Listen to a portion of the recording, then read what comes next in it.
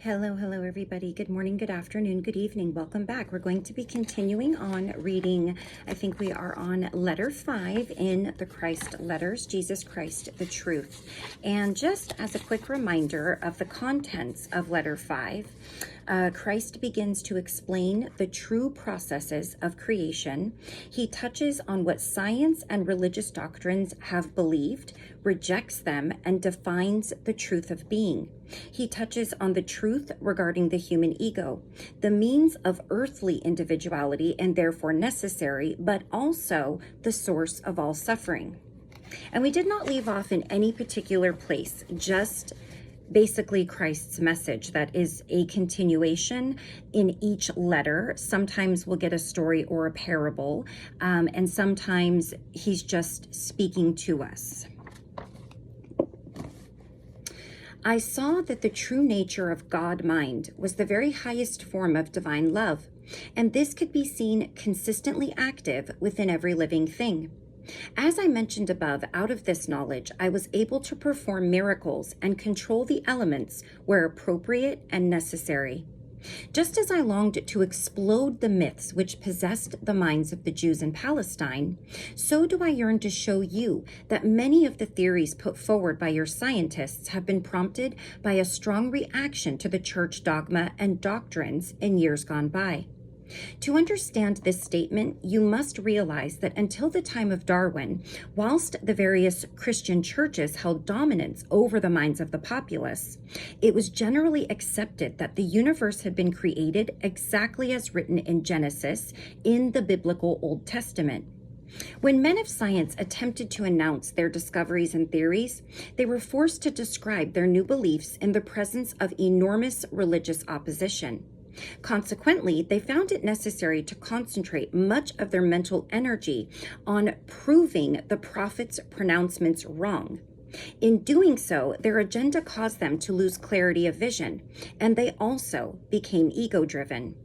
Therefore, any intuitive perception proposed by the scientist fraternity was derided and rejected out of hand by other scientists. Because of this mental climate, the pendulum of the search for truth swung solely to an undeviating belief in reason and logic, thus imprisoning the human intellect in materialism for the answers to the origins of life and existence. Therefore, it is absolutely necessary for me to refute some of the scientific theories and show them to be as erroneous as are the so-called truths of Christian doctrine. In arriving at some of these theories, scientists and churchmen alike have dipped into the realms of unproven, preposterous suppositions to answer questions which have previously been unanswerable by the earthly mind only. Having told you that the substance of your material world is basically electrical particles agitated at high speed within space, your science is unable to tell you why such energy particles take on the density and form of matter, except to speak of forces of fusion, which happen to create the elements. Science cannot tell you what is the motivating force which draws particles into the form of elements. Neither can science tell you from whence such energy particles originally came, except to say that they were released during the time of the Big Bang, which they believe gave the first impetus to creation. Why a sudden Big Bang? Of what? What was the motivating factor behind it? Science speaks about electromagnetism, but cannot say from whence come such energies, which appear and disappear. Where do they go? Why do they come back? From the human perspective, there appears to be no intelligible activity within or behind its work. Science says that electromagnetism just is a simple fact of existence, yet it produces highly purposeful and intelligent work in the form of millions of billions of substances of which your universe is made. How does this happen? There is nothing that electromagnetism has brought into visible being which the human mind can deem to be lacking purpose or meaning. Science ignores this most basic and vital level of creation. Without an answer to this question as to why everything which has been brought into visible manifestation by the activity of the twin energies of electromagnetism is invariably purposeful, successful, and rational. Nothing of any value in the search for your origins will be discovered. Until science can probe and discover the reality of the space in which electrical particles of visible being are supported, science will forever remain behind locked doors of materialism. It will be barred to eternal truth and universal wisdom and imprisoned within the bondage of reason alone. Reason which is solely the product of the finite activity of brain cells. It is to the true nature of the space I intend to introduce to you. But before proceeding to this, I must first bring many highly pertinent questions to your attention. Down the ages, much of the work produced by electromagnetism has appeared to the mind, vision, and touch of living entities as being solid, unchangeably durable. Metals, wood, rocks, living entities were all believed to be composed of solid, inanimate, or living matter. With such a belief in a solid universe, it is only natural that the mystical prophets of old should have envisaged a mighty individual possessing enormous powers in creating all solid substances of the universe. In visualizing such a mighty individual, it was only natural they should perceive a kingly figure of universal control, possessing a retributive nature when confronted with the behavior of mankind, which created a turbulent society. Neither prophets of old nor science of today has been near to the truth of existence. Both have completely missed the truth. Science says that life begins when, in some unexplained way, a correct combination of chemical reactions produced a molecule capable of making copies of itself by triggering further chemical reactions. Such a description of the enormous and teeming complexity and power of the life force as being discernible because it is capable of replicating itself reveals the basic impoverishment of scientific perception and thought, which produces such a theory. Furthermore, the suggestion that such a combination of inanimate chemicals could get together in a specific way, accidentally, to produce such an astounding result of self-replication remains unquestioned scientifically. This is because the finite human mind, even though scientific, cannot deal with such a strange eventuality of uninitiated self-replication. It is too suggestive of a magical occurrence, of some intervention from an unimaginable source, which scientific men dare not contemplate for fear of ridicule. This sheep-like acquiescence is considered more scientific than producing inspired theories, blocked by the materialistic laws science has established for itself. This block to future scientific progress will prevent science properly investigating the realm of mind and spirit, until some enlightened scientist defies convention and dares to cross the borderline between the seen and unseen. Prophets of old, if presented with the theory of molecular self-replication, would have no difficulty with such a magical occurrence, and would say that God made the chemical combinations and imbued them with life. That would not be the right explanation either. It is this old religious concept of a God on high, creating from afar, which is blocking the man of science from moving forward to more spiritually aware reflections.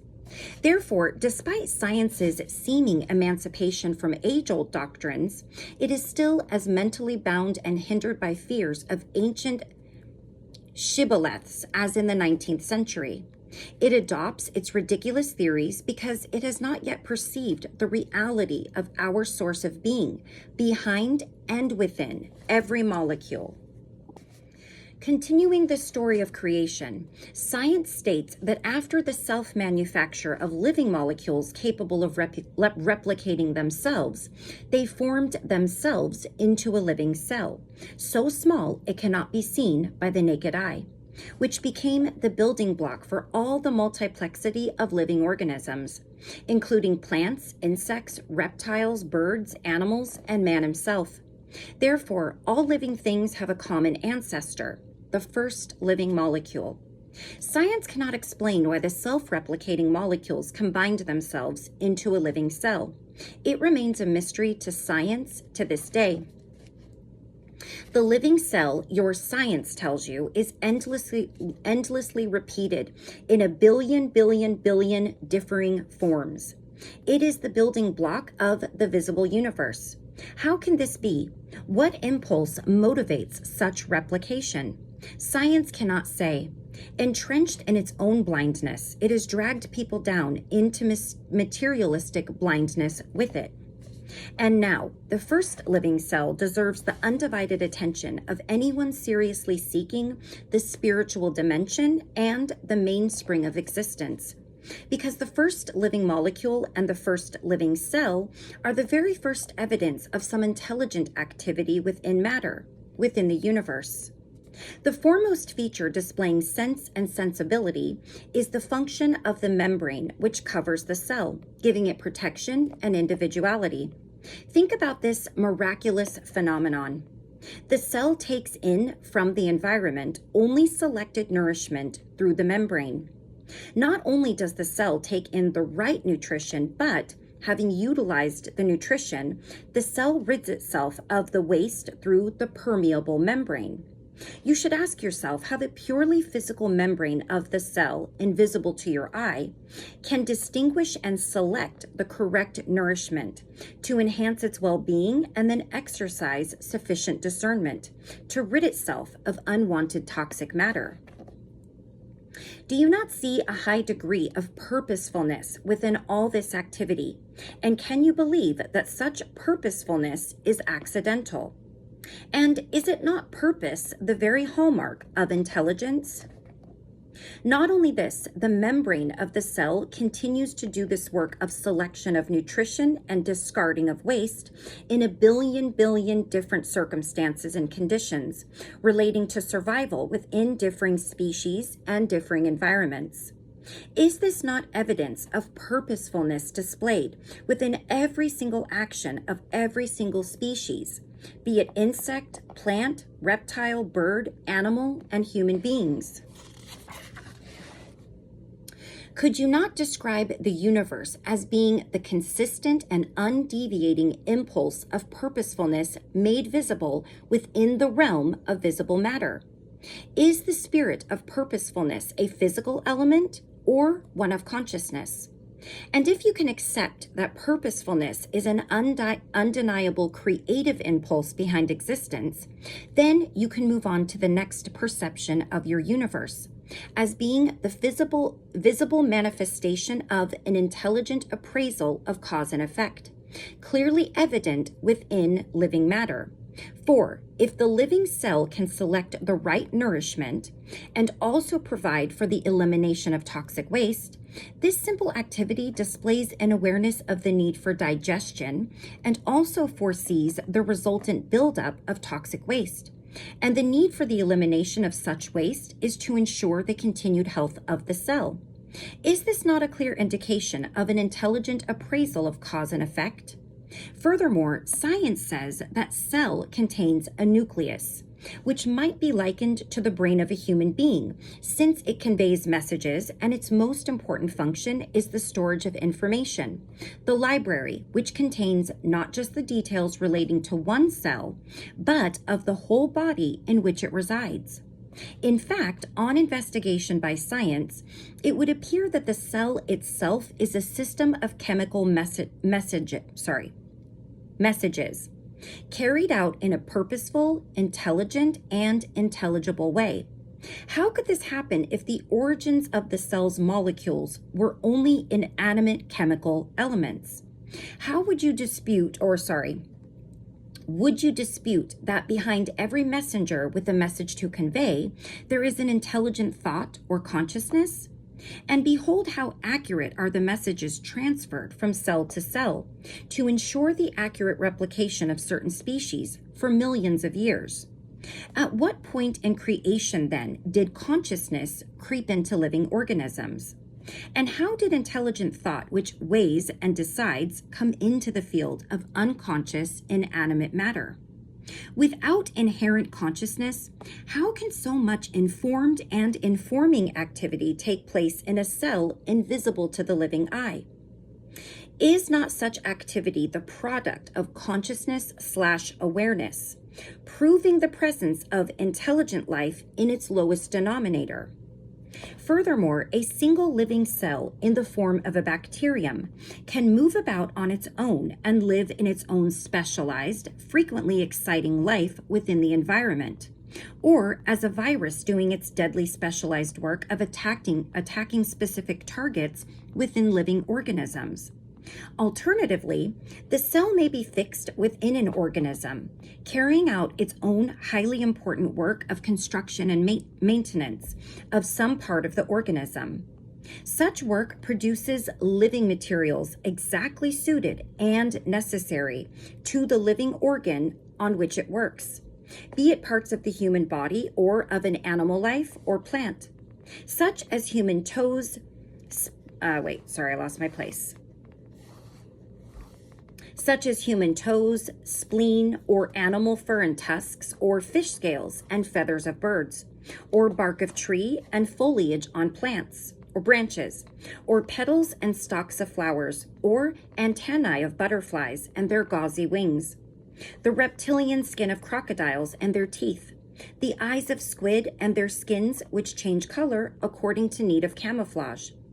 Each of these completely diverse and seemingly unrelated physical phenomena are created by the individualized, specialized work of billions and billions and billions of identical living cells.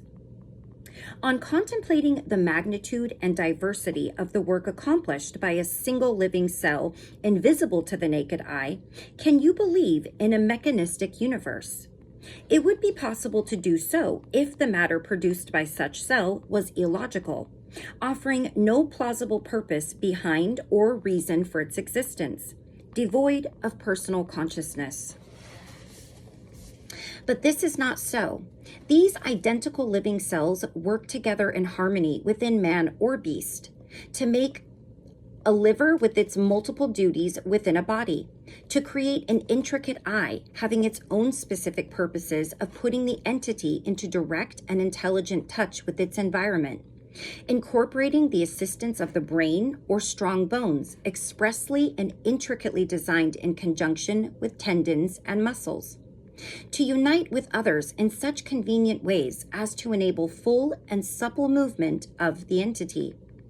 Furthermore, the cells never intrude on each other's work. When creating a kidney, they do not suddenly make an ear.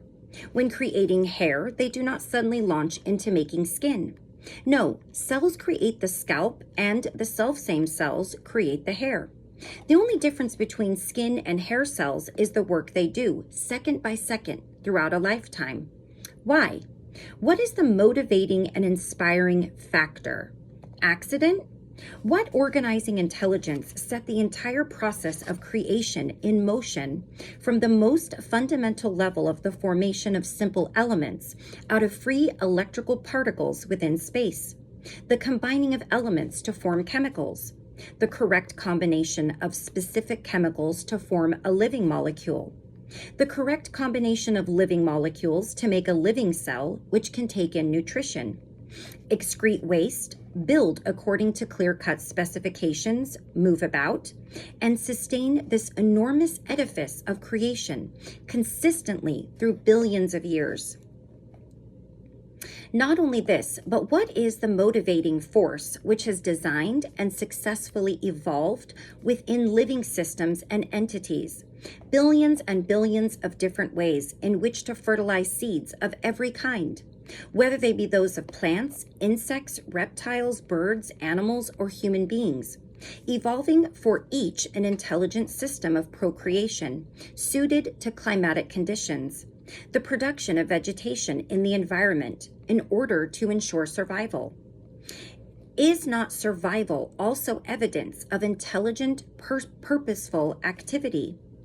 And having accomplished this great feat of activity, should you not question how it is that every living species has its own individualistic way of rearing its young and protecting it as far as possible until the young are capable of survival on their own? Is this not love for creation active in its highest form? You cannot move on from this analysis of what the human intelligence has to say about the origins of life and creativity without mentioning the all-important molecules DNA, which are said to carry the plan for the whole organism, plant or baby. Furthermore, these DNA molecules give the instructions to the cells. Informing them they shall build according to the chromosomes deposited by the seed. Yes, indeed, in place of intelligence, science has given you the DNA molecules as your source of existence, your supreme leader, your director of creation upon which materialistic, flimsy cells, the whole of creation must depend for its survival. Behold the glorious DNA, Lord of your creation. From whence did the DNA cells draw their intelligent directional powers? Science is quite satisfied now that it has been able to satisfactorily explain why the various species of every kind replicate themselves so accurately and consistently. Science would have you believe that you live in a purely mechanistic universe, that the phenomenon of evolution arises out of a chance mutation and the survival of the fittest. Okay, we're going to stop right there because it is a lot of a different kind of information to take in. And we will continue on with letter 5 in our next video. And I'm just kind of taking a peek to see. We're going to go into other things as well, but right now we are talking about the creation of life and how scientists have explained it. And basically Christ is correcting that. We're about halfway through, I would say, with letter 5. All right. Thank you all so very much for joining me. I love you all very much. And until I see you again, take care of yourselves. Take care of those around you. Take care until then. Bye-bye.